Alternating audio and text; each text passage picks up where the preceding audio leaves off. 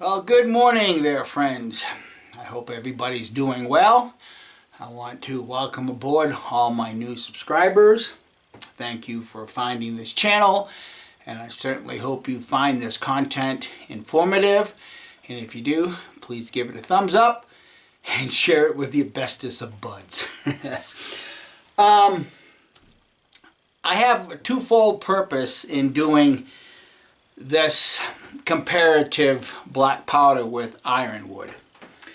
After I had done that video regarding hickory and I had showed the Ironwood that I have and talked a little bit about wood classifications, I decided to see how much Ironwood I actually had left that I could char up and make gunpowder with. And I actually had quite a bit. I had a lot of pieces like this that really can't do much with. And as I've mentioned before in other videos, or at least one video, I don't throw nothing away. And because of that, I have plenty of excess to experiment with. Now, over the years, I've topped quite a few powder horns with this Ironwood. I've made quite a few knives with it and used the Ironwood for the knife handle. I've made several powder measures with it, and it's actually a pretty gorgeous wood when it's finished and sealed, and it's relatively easy to work with. So I decided to go ahead and char some of it up and make some gunpowder, just simply because I want to find out what the specific gravity is compared to some of the other charcoals that I have. And as you can see through the jar, I've got quite a bit to work with. So I want to see how that plays out as far as the gunpowder. My second reason for doing this is to maybe put to rest commenters that keep saying single source gunpowders are your most powerful. I just got done watching a video a day ago too from Guardsman 134, I think it is. He comments on this channel quite a bit, and apparently he's kind of getting the same thing also, that single source gunpowder, black powder, is the most powerful.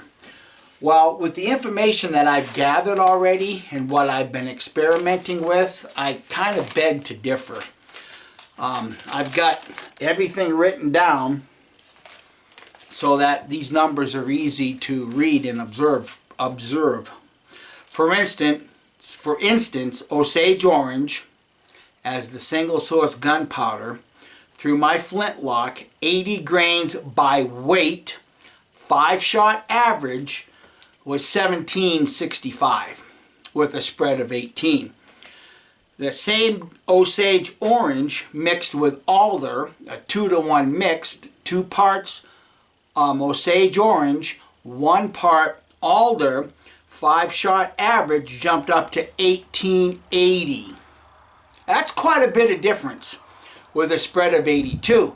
Now that's one reason why I've asked multiple times on this channel and some of my friends, at what point does your spread make your gunpowder garbage, basically? You know, I understand with Osage Orange having a spread of 18, that's pretty good. Osage Orange alder mix with a spread of 82, again, I would say that that's pretty good depending on what you're trying to achieve with your spreads.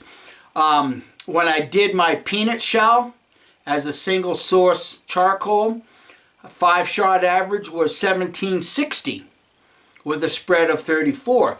When I did my peanut shell alder mix, 50-50 mix, I got 1790. Well, I got 30 more feet per second, and the spread relatively stayed the same at 39. Okay. When I did alder by itself as a single source charcoal, 5-shot average, 80 grains by weight, 1750. The spread is 63. When I mixed the alder with the aspen, 5-shot average, 1853 with a spread of 83. So you really got to ask, which is better, mixing your gunpowder, blending it, or using it as a single source? Well, my numbers, and I do agree, not all chronographs agree. Temperature, elevation, and angle of the sun will give you different numbers. But some of these numbers you just can't argue with, okay? So that's my purpose in wanting to do this also. So I'm going to make 2 batches of gunpowder with this Ironwood.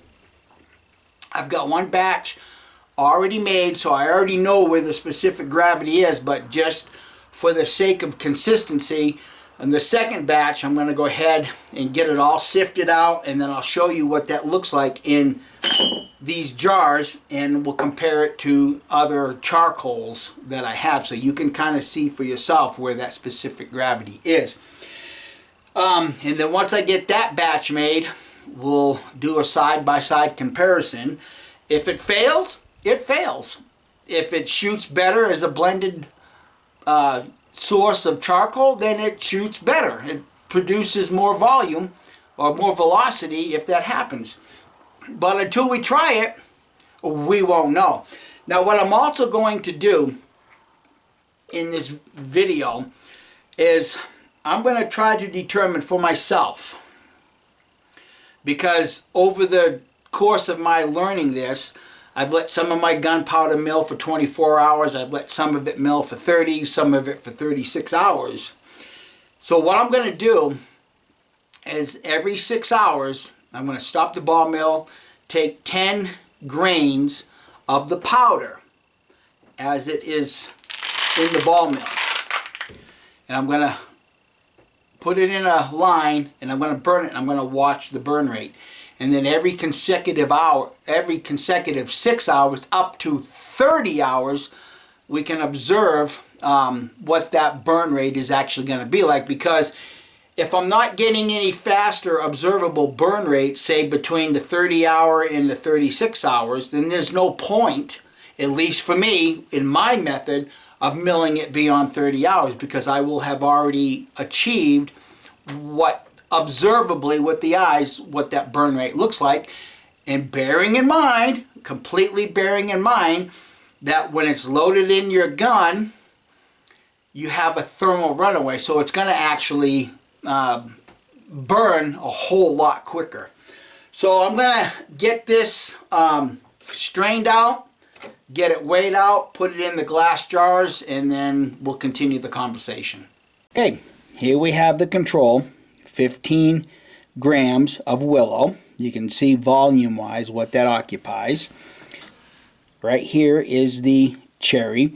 Supposed to be anywhere from like 0.50, 0.55 to 0.63. Depending on what source you check, that number is going to vary.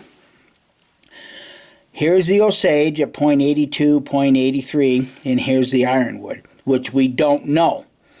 So I don't know how well the camera can pick it up, but this occupies a little more volume than the Osage does. So you can assume that this Ironwood, the specific gravity, is lighter than the Osage. We'll remove that, slide this over close to the cherry. And as you can see, that's pretty doggone close. I can tell you by holding the 2 glasses up like this, side by side, that the Ironwood is a little more heavier because it doesn't occupy as much as the cherry does. So I'm going to do one more thing. Stay tuned. So what I did is I replaced the Osage orange with my peanut shell right here. And I can tell you right now, my peanut shell gunpowder is the cleanest of the cleanest burning gunpowder I've ever produced. And I've guessed that my peanut shell is probably about 0.48 to 0.50. And when you hold that close to the Ironwood is just a little bit heavier. This peanut shell occupies a little bit more volume-wise. And when I put my peanut shell close to the cherry, you can see that they're just about about the same. Now, my question is this. Stay tuned. Okay, right here is 75 grams of potassium nitrate. Okay, now my past experience has showed me that this amount of potassium nitrate, volume-wise, occupies more in this jar than my peanut shell does. And as previously stated, my peanut shell is the cleanest of the cleanest gunpowder that I've ever produced. So, there's enough potassium nitrate to consume this cleanly. And there should be enough potassium nitrate to consume this cleanly. If this is pretty close to Osage, orange, and or cherry, because my cherry burned fairly clean too. But, moving these two together, putting the willow next to the potassium nitrate, I'm of the strong opinion that there's not enough oxygen, not enough KNO3 to cleanly burn all of that willow. So what I'm going to do is I'm going to take the willow and I'm going to cut it down to 13 grams, and then we'll see what that looks like compared to 75 grams of the potassium nitrate. Okay, this jar right here is 15 grams of willow. This is 13 grams of willow. Not much of a difference, is there? You can see it, but still, it's not enough of 75 grams to consume that willow even at 13 grams cleanly. So what I'm going to do is I'm going to add another 2 grams to this, and we're going to look at it from a volume perspective. And I'm basically doing this for the guys that want to keep leaving comments underneath my videos telling me that 7713 is the best recipe or formula to use. Well, what I've done here is 13 grams of willow compared to 15 grams of willow. Not much of a difference, is there? Here is 77 grams of potassium nitrate. In my opinion, this potassium nitrate, if it doesn't have enough oxygen to cleanly consume 15 grams, then it's not going to cleanly consume 13 grams of the same charcoal. Over here is 13 grams of the Osage orange. So if you increase this by 2 grams and decrease this by 2 grams, well, if 7515 is more than enough oxygen to cleanly consume Osage orange, then adding 2 grams and minusing 2 grams, you're going to obviously still produce clean burning gunpowder. Think about what I just said and how this relates to specific gravity. This is why I keep showing these charcoal sources in these jars so that you can visibly see volume-wise what you're dealing with. So here's our first burn test, milled at 6 hours. As you can see, it's pretty slow. Alright, this is what it looks like at 12 hours of mill time, and you can see that some of it is starting to congeal and collect together. It's starting to pack on the bottom. But what I want to do right now, stir it up and then take 10 more grains and check if it burns any faster than the previous burn. So just having it run through the screen, here's 10 grains powder that's been milled for 12 hours.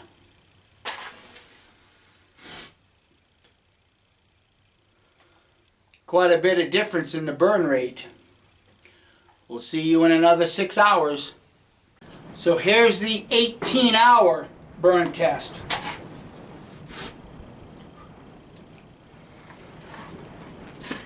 Can't rightly tell if that went up a little quicker or not, but wasn't as slow as the first 6-hour burn test. So I'm going to keep milling it and we'll see you in another 6 hours. Okay, this is the burn of the powder at 24 hours. Let's see if there's any change in the burn rate from 18 hours. I would say there's a significant difference in it. We'll see you at 30 hours. As you can tell, it's real windy outside, but milled for 30 hours, 10 grains. Let's see what it does. Well, it went up pretty quick. I guess we'll see you the next burn test right after I puck it. So here's our early burn test. This is the Ironwood alder mixed. 2 parts Ironwood, 1 part alder. And I do this just to see if I can get any kind of sense of whether this is going to burn dirty or clean. These little pieces, they're not wet, they're just damp because I just got done pucking it. So let's see if we can determine anything by this early burn.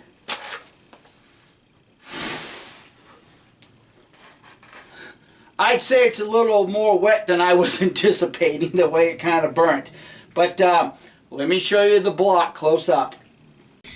I want to wait till the smoke clears out. Well, milled for 30 hours. You saw what the burn rate was at every 6-hour interval. Again, 30 hours, popped. Little tiny pieces. The KNO3 is minute. Rubbing it with my finger. It's clean when it's dry, but let's see what it looks like when it's wet.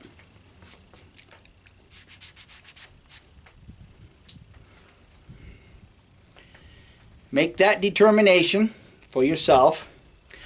But if I was gonna make a judgment, I'd say that it's a little cleaner than most, and dirtier than some. See, and that's the whole point why I do this, because if you're going to make 2-3 shots, run a wet patch down your gun barrel, you can expect to see blackness because charcoal is black. And when you put a water to it, it's going to become even more black. But for me, I'd say that's, again, cleaner than some and dirtier than some. So I guess we'll just have to wait and see to when we do the comparative tests and see what the patches look like. Stay tuned. So here's the gunpowder, dried, sized. It's a good blend of 2 to 3F. It's what I normally work with. At 30 grains, let's do the burn test and see if we can determine if this is going to be a clean burning gunpowder or a dirty gunpowder.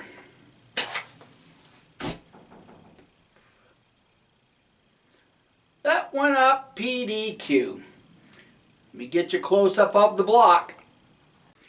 Well, there's the block. Decide for yourself if this is clean enough for you or not. But KNO3 is at an absolute minimum. I'm going to rub it with my finger. That's what the finger looks like. Do the wet test. Pretty clean. Yeah, it's a lot cleaner than it was when I did that wet test earlier with those little tiny pieces that make their way through the piston in the die. So, as soon as I get the other gunpowder done, which is the Ironwood as the single source of charcoal, I'll see you out at the shooting range. 30 grains, single source Ironwood. Let's see if it's going to burn clean or dirty.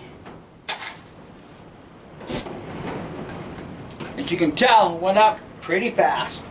We get you close up of the block. Well, as you can tell, it's pretty windy today. But there's the block. Once again, the KNO3, I mean, it's just very, very minute. There's the first dry finger rub. I expected it to be like this.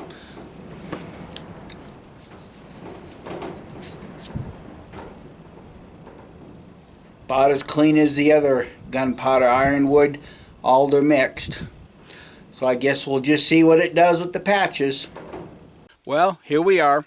It's 10 o'clock in the morning, 34 degrees, and I hope I can get this accomplished before the breeze kicks up.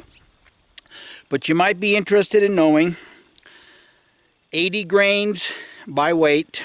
That's where the volume measurer rests. If you can't see it real clear, it's probably maybe 1/8 of an inch above the 8 mark, the 80 grain mark.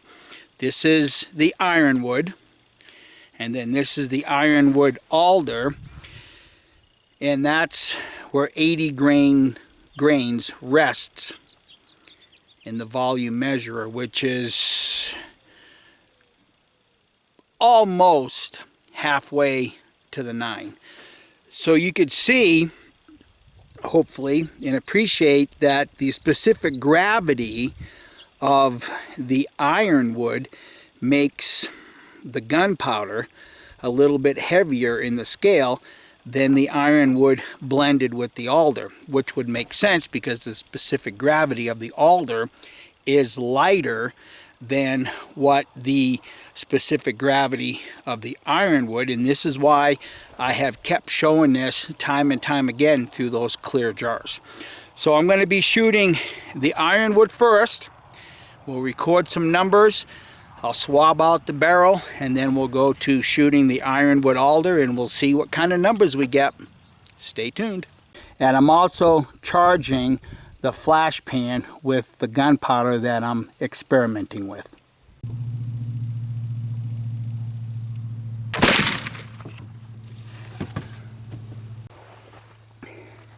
Well, you guys see it yourself, 2014. Well, there's the first patch. To be expected, it's pretty clean.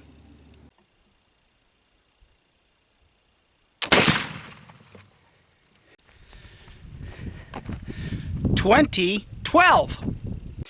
Well, there's patch number 2. No worse for wear. I'd say it's pretty clean. You decide for yourself.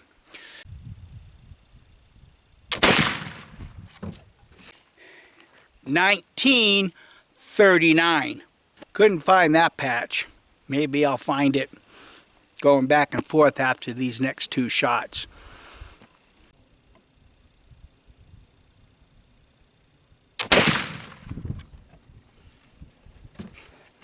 $18.91, and there's that patch.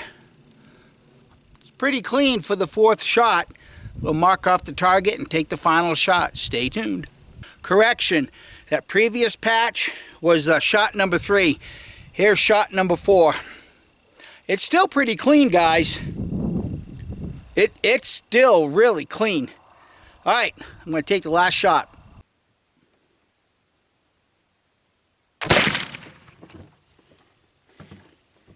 Well, you guys can see the shot placement. The last shot was 1854. Let me get the camera turned around and I'll show you what the lock looks like. Well, as far as I'm concerned, and as far as locks go, I'd say that's pretty clean compared to a few of the others. You can see, hopefully, that it's brown, which would indicate to me at least that it's very clean shooting. In fact, if you can catch, you might see some of the smoke still coming out. All right, let me go mark that off. Pull the target, put the other target up, clean the barrel out, and let's see if the Ironwood alder does any better. Whoops, before I do all that, you might want to see the patch. There's the 5th patch. In my opinion, it's pretty clean.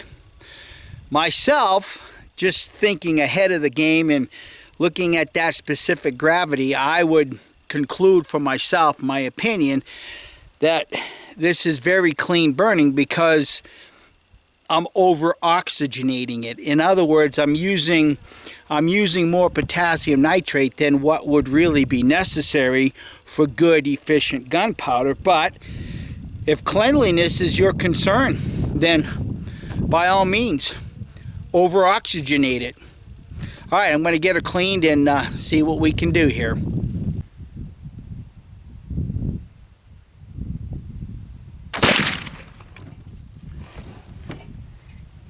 Well, you guys see it, 1847. Let me show you the patch. Well, it's pretty disintegrated, but I would dare say it's cleaner than that first patch with the Ironwood as the single source. Just my opinion, decide for yourself. And just to let you know, I did pull the chronograph back into the shed when I was cleaning out the gun barrel. While I was there, I found a cottontail. Poor guy, probably came a good meal for a coyote. Sorry about your luck.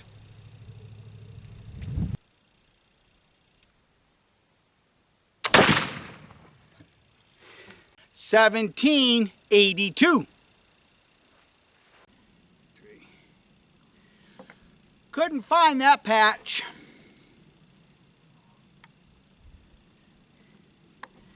Maybe I'll find it a little later.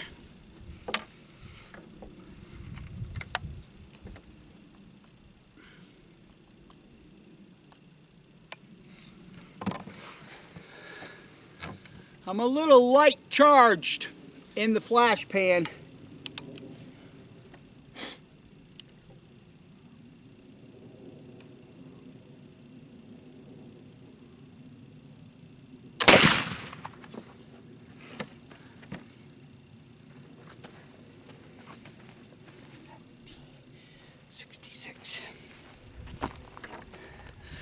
$17.66.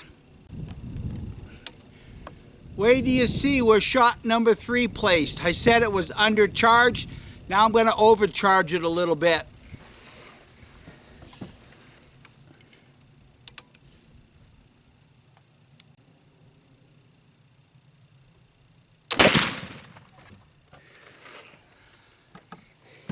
$17.61. And as you can tell, I can't find the patches. I'm going to go mark off the target and I think take the last shot. $17.61.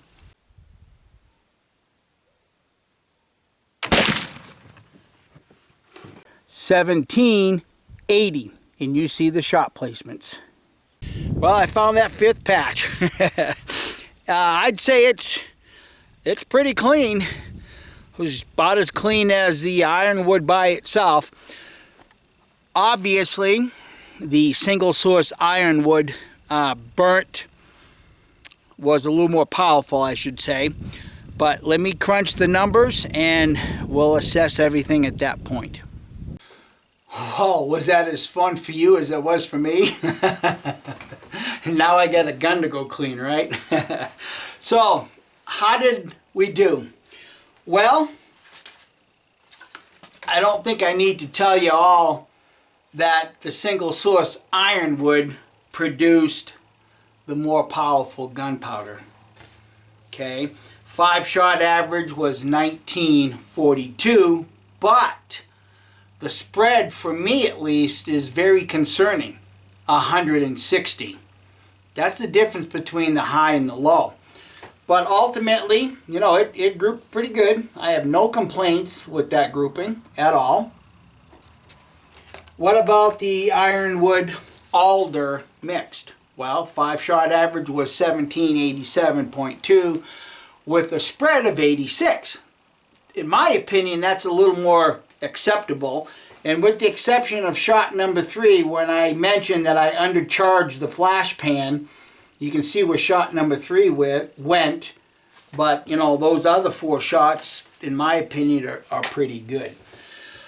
So is my mind made up with single source gunpowder being more powerful? Absolutely not. This is just one of many tests that I've done. You know, and I've been recording everything. And if you look at Osage Orange by itself, 5-shot average, 80 grain by weight, because if you've been following this channel, I weigh everything by weight, not by volume. Okay, Osage Orange as a single source gunpowder, 5-shot average only produced 1765 feet per second as a velocity, but the spread was only 18, so I mean that's super fantastic. Okay, but when I mixed Osage Orange with Alder, 5-shot average 1880 with a spread of 82. So obviously Osage Alder is more powerful than the standalone Osage Orange, isn't it? Okay, now my peanut shell standalone as the charcoal source, 5-shot average 1760 with a spread of 34. Peanut shell Alder 1790. I got 30 more feet per second with a 5-shot average, and the spread stayed just about the same. Okay. Now, when I did the Alder by itself, 5-shot average 1750 with a spread of 63, but when I mixed the Alder with the Aspen, 5-shot average 1853. Quite a bit of difference, okay? And the spread was 83. So with everything that I've tested right here, the only gunpowder that I've made that produced more velocity as a single source gunpowder was this Ironwood. Once again, 5-shot average 1942, but the spread of 160 is very concerning to me. It really is, if you care about those spreads. If I were to go deer hunting with it, knowing that the first 2 shots produced, shots over 2,000 feet per second, I would probably hunt with that and not take any more than 2 shots.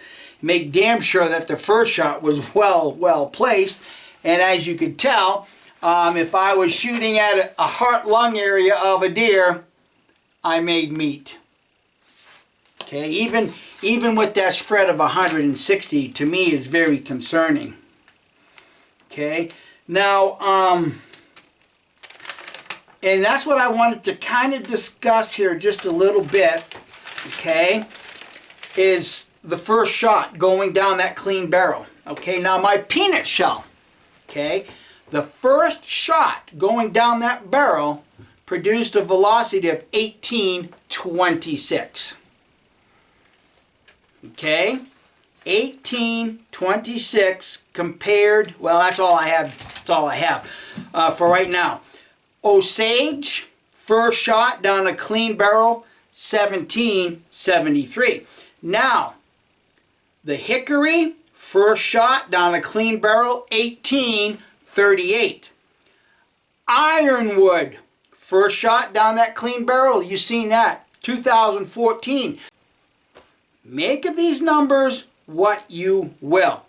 And even my pistachio shell, first shot, 1828. Okay? Now, Osage Alder, first shot, 1915. Ironwood Alder today, first shot down that clean barrel, 1847. Peanut shell Alder, down a clean barrel, 1809. Aspen Juniper, down a clean barrel, 1829. Aspen Alder, down a clean barrel, 1856. Make of these numbers what you guys want, because I'm not going to tell you that, I've got the best of the best and the cleanest of the cleanest outside of all my numbers and all the shooting that I've been doing. Peanut shell is still the best. Yeah, it really is. I mean, if you're going to judge your gunpowder based on that first shot going down a clean barrel, 1826. Pistachio shell, 1828. You're only talking 2 feet per second difference. Other than the Ironwood. That jumped up to 2014. That's a big difference from 1826 to 2014, but that even did better than Osage going down the barrel, a clean barrel. So once again, make of it what you will. The Ironwood burnt fairly clean. The lock wasn't obtrusively dirty. And I had no problems loading from shot number 1 to shot number 5. So anyhow, friends, thanks for watching this. I hope you can glean something from this. And I hope that you'll give it a thumbs up and share it with your bestest of buds. And try not to argue too much with people on your forums. Bye.